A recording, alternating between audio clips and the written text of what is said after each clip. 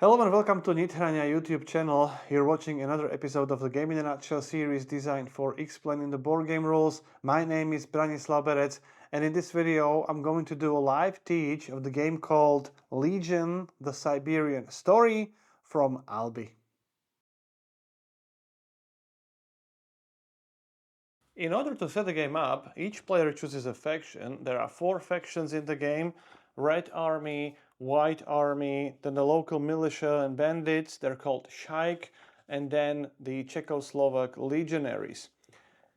When you choose a faction, take both commander screens, choose one of those commanders, and then return the other back to the box. It will not be used in this game. And then take the order tokens. You will collect 6 of them. There are 3 standard tokens. Those are these +2, retreat, and transfer. And then the other 3 are printed on the screen of your selected commander. So in our case, it's get down, ceasefire, and camouflage. Also take 1 supply token, and then all characters of your chosen faction +2 officers. And similar to commanders, where you only choose 1 for the entire game, you also choose only 1 of these officers for the whole game. So choose 1 of them and return the other back to the box. Then take all your characters, shuffle them well, and draw 6 cards at random. And then take the rest of the cards and place it face down as your draw deck. And then from those 6 cards, choose wisely. You have to choose 4 of them. Let me choose them randomly. These are the 4 chosen for the game. And the other 2 are placed at the bottom of the faction deck.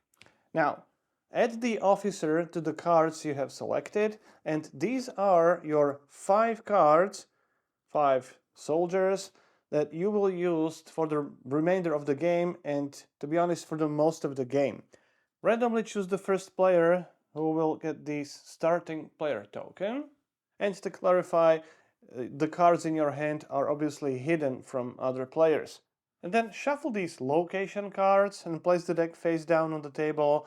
Shuffle the deck of plot cards and leave some space next to these cards, because we will draw the plot cards, place them on the table, and then we will place the soldiers and characters under those plots. So make sure you have enough space on the table. Finally, place this graveyard card nearby, and this is the round track. Place the round marker on the round 1, and with that, we're ready to start. The game is situated in Siberia at the end of the World War I, during the Russian Civil War, where 4 factions, the Czechoslovak legionaries, Red and White Army, and local militias, are fighting for resources, fighting for influence, and this is represented by victory points. Players will use their characters to engage in various plots in order to win victory points from those plots, and the entire game is played over 4 rounds, and each round has several phases. At the start of each round, draw the new location card. The location card has an impact on all the plots for the rest of the round. And then draw plot cards. Draw 4 plot cards in a 3 and a 4 player game, and 3 cards in a 2 player game. Then, in a sort of a first phase of the round, players will have a chance to recruit and equip their characters. In a second phase of the round, players will play those characters under these plot cards, so they will assign characters to each plot. Then in the third phase, players will evaluate these orders if there are any present on those plots. And then in the fourth phase, each plot will be resolved. The player with the highest combat power will win the victory points of that plot. Other surviving factions will gain supply tokens as a compensation, so to say. Then at the end of the round, discard all the plot cards, discard the location cards, and this will continue for the 4 rounds. At the end of the 4th round, the player with the most points is the winner. Now, I'll cover all the steps in more detail. So first of all, at the start of each round, as I said, discard any location cards and plot cards from the previous round, and then draw the new location card and the new plot cards. Just make sure that you don't forget that the location card has an impact on all the plot cards in the current round. Then in the first phase, you will recruit characters and equip those characters. In the first round of the game, you will have five cards in your hand, but let's say now we are in the second round, for example. First thing in this first phase, if you have less than 5 cards in your hand, you can draw new cards from your draw deck until you have 5 cards in your hand. This is done for free, you don't have to spend anything. Now, when you have 5 cards, you can draw additional cards, but that will cost you supply tokens. For 3 supply tokens, which you have to spend and return back to the general supply, you can draw additional card. This way you can have more than 5 cards in your hand. If you had additional supply tokens, you would be able to draw additional cards. So you can start the round with a hand of cards which are suitable for plots which are currently on the table. So that's the first thing. This is how you recruit characters. Now, equipment. Equipment cards are these transparent cards. There are 8 types of equipment cards. These 3 give you sort of a military skills. You can see the icons in the top left hand and the top right hand corner. Then these skills are additional skills. I'll talk about them later in the video during the resolution of the plot resolution. And then here we have +1 combat power for the soldier equipped with that card. And this card allows you to give orders, 1 order to other characters that are currently on the table. These are wound cards, these are frostbite cards, and these 3 these cards actually block the military skills. Again, I'll talk about that during the resolution phase. So when you equip the soldiers, you can buy this equipment, and again, let me say, for 1 supply token, you can buy 1 equipment card. You can buy more equipment cards, but maximum 1 card of each type. So let's say I want to buy this one. When you buy the equipment card, add it to the card of the selected soldier. So slide the transparent card into the sleeve, and now the selected soldier has additional skill. You can stack multiple equipment cards in one sleeve, so one soldier can have multiple skills, but you can have maximum 1 symbol of each type on each soldier. And if you have any supply tokens remaining, you can spend them. Again, for each supply token you can buy 1 equipment and equip your soldiers. Now, the last thing in this phase, if you have remaining 2 supply tokens, if you have any order tokens that have been used in the previous round, they will be face up in front of you and they are not available to you. Order tokens which are available are behind your player screen. So for 2 supply tokens, you can refresh or restore one of your order tokens. So you can take that token and again put it behind your player screen. That's pretty much it. If you have any supply tokens remaining at the end of this phase, they are discarded, so make sure you use all of them. And when you play this phase in your first game or games, it's good to do these steps one turn per player, so you alternate taking turns, and during each of your turn you do one of the actions. So you either recruit, or you buy equipment, or you refresh the order token. When you get more familiar with the game, all players can do this phase simultaneously. Then the second phase is called the March phase. In this phase, players will assign characters to the plots which are currently on the table. This phase, the player with a starting token starts first, and then other players take turns in a clockwise direction. And on your turn, you take one of the cards and assign it to one of the plots. Now, there are restrictions.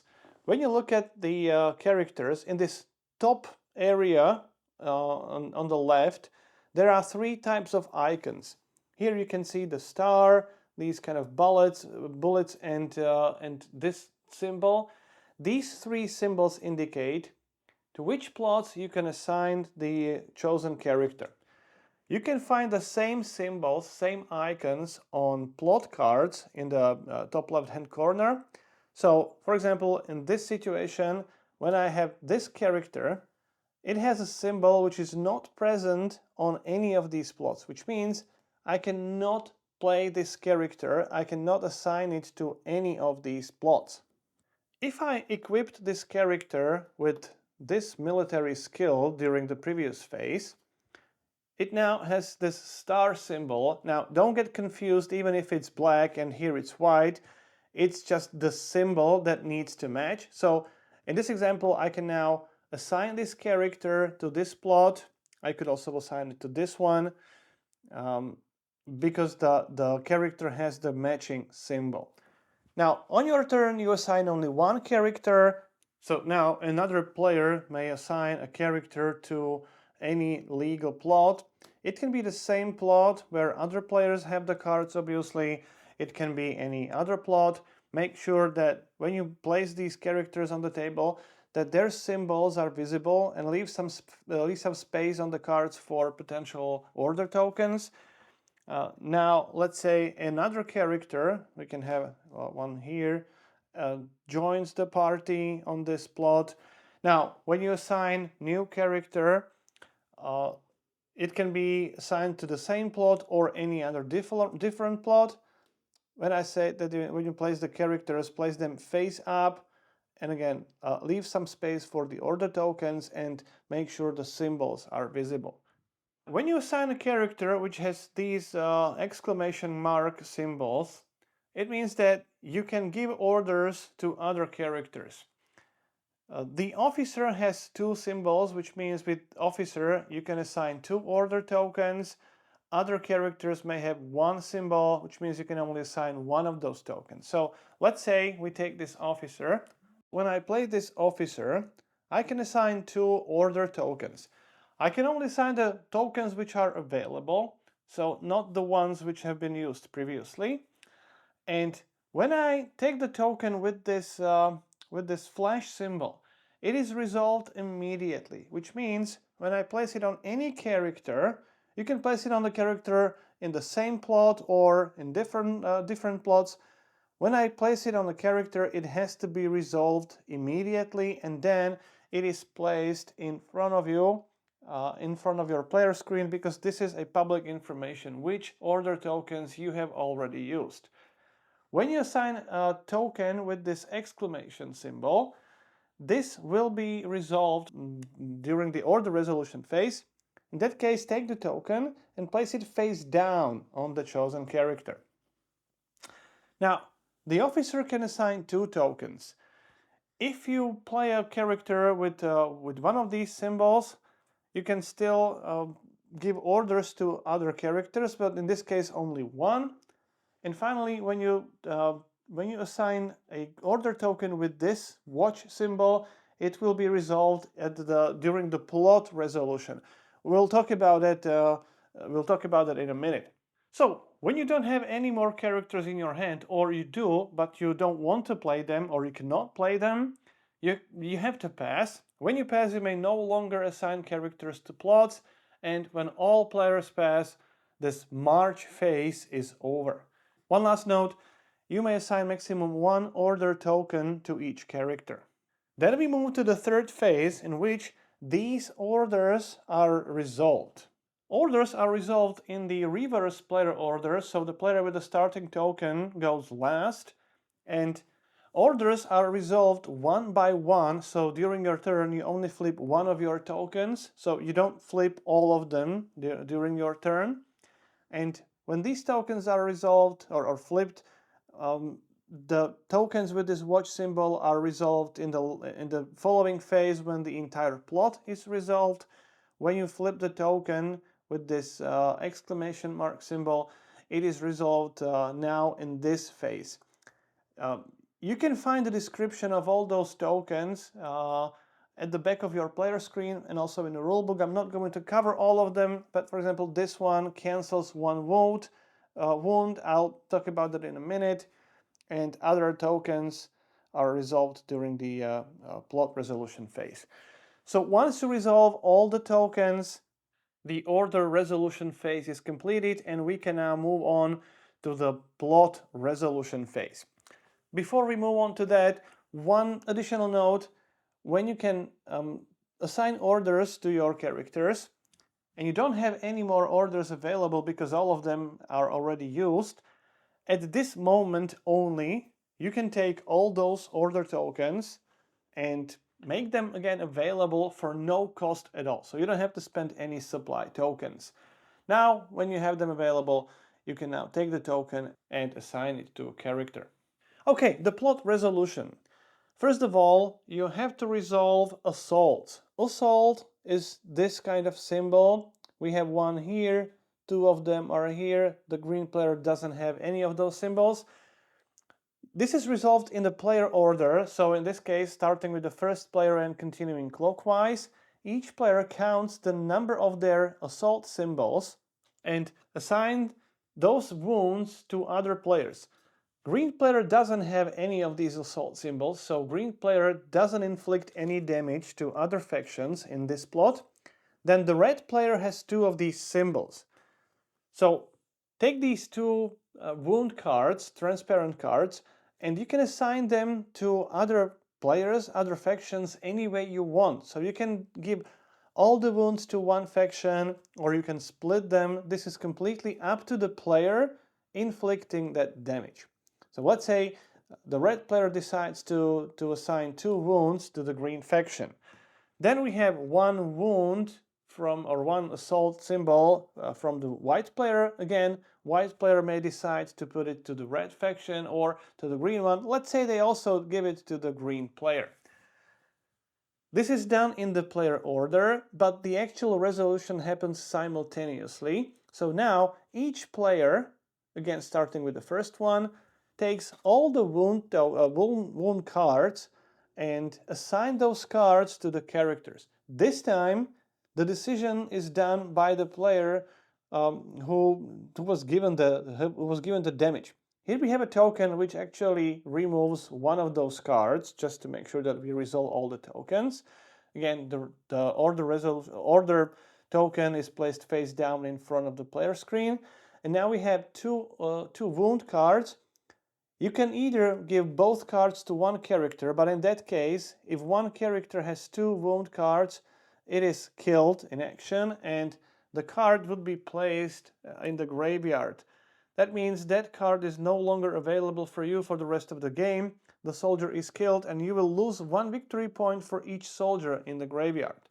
So in order to prevent that, you may assign 1 wound card to one character. So when you do that, take the wound card, assign it to the character, slide it into the sleeve, which means the character is wounded. Now, as I said, if the character would receive the second one, it would be killed. But if they survive, their military power still counts for the current plot. This is done. This wound assignment is done by all players again in the player order, and when all players are done, proceed to another step in which you determine the winner of the plot. The winner is the player with the highest combat power. That's the sum of these numbers. So the green player has 7. Always make sure that you include all the modifiers. So the red player has 5, white player has 6. Now, the player with the highest power gains the number of victory points indicated on the plot card. That's 1 victory point here. You gain these victory points in the form of these medals. So take the medal and place it in front of you. This is how you track the number of victory points. All other players who have any surviving characters in this plot will gain this reward, which is 1 supply token. this reward is always supply tokens, either 1 or 2. So as long as you have any surviving characters, you get that additional reward. This is not given to the player who won the plot. Now, in case of a tie, let's say we can have it this way. Let's say like this. In case of a tie, all tied players, in this example, actually all 3 players would gain that victory point from the plot card, and nobody would gain that additional reward. Now, after you determine the winner, let's put it back. After you determine the winner, don't remove the cards from the plot yet, because you have to resolve these additional icons here, icons which are at the lower area of the character cards. There are 2 types of icons. These icons are called violence, and this icon is the first aid icon. With violence, you cripple these military skills of another player. Again, here we have 2 violence symbols, so the white player decides how they split these violence symbols. They can either assign both symbols to one player or split them between different players, different factions. And again, the player who suffers that violence determines how that violence will be distributed among their characters. The violence is marked with these 3 types of cards. You can see the same symbol, which is a crippled symbol, and you can either cripple the top, middle, or the bottom symbol on your card. Again, you can distribute those violence symbols between 2 different characters, and you can assign it both to the same character. Let me show it like this. You can assign it to the same character, so it would look like this. Again, you slide those transparent cards into the sleeves, so both of these top symbols would be crippled, which means they are not available. Or you can take one of those symbols and assign it to another character by sliding it into the sleeve, and so on. Let me put both of those cards on this middle character. And now let's go to the first aid symbol. With the first aid, you can remove 1 wound card from another character, which means this character may not heal itself. You can only do it on another character, so you can take the wound card and take it out, and this way you can heal wounds from your characters. As the very last step, resolve these plot symbols.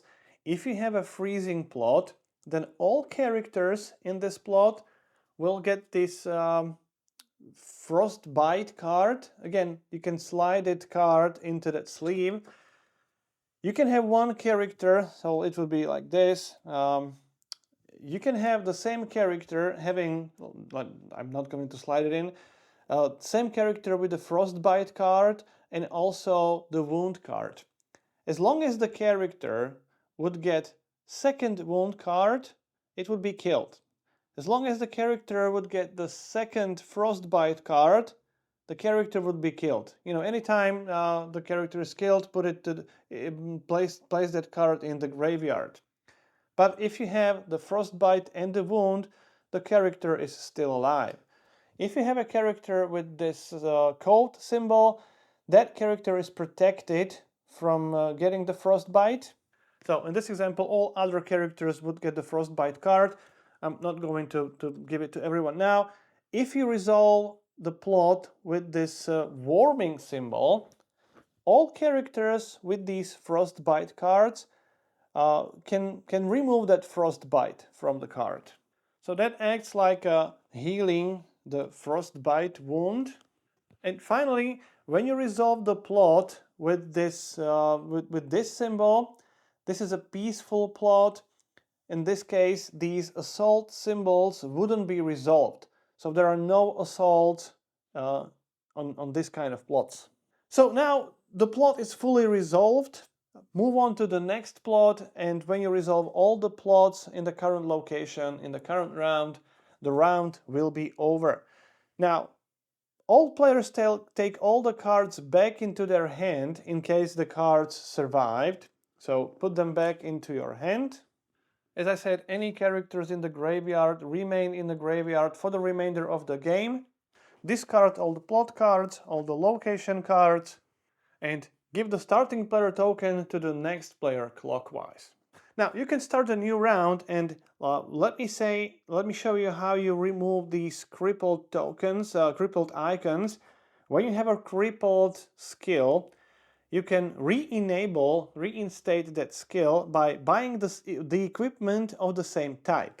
So for one supply token, if I bought this equipment, it would actually reinstate that skill, but instead of sliding this transparent card into that character, you can simply remove the crippled card from that character, and that way the icon is reinstated and the character has this skill re-enabled. The game continues like this for 4 rounds. At the end of the 4th round, count the number of victory points from your medals. Lose 1 victory point for each soldier, for each card in the graveyard, each of your cards in the graveyard, and then the player with the most points is the winner. So that's how you play Legion, the Siberian Story. If you have any questions or comments, I'll do my best to answer as many as I can. If you like the series, please subscribe. You can also support the channel on the Patreon page or by clicking the thank you button under the video. You've been watching Game in a Nutshell. My name is Branislav Berec, and hope to see you next time.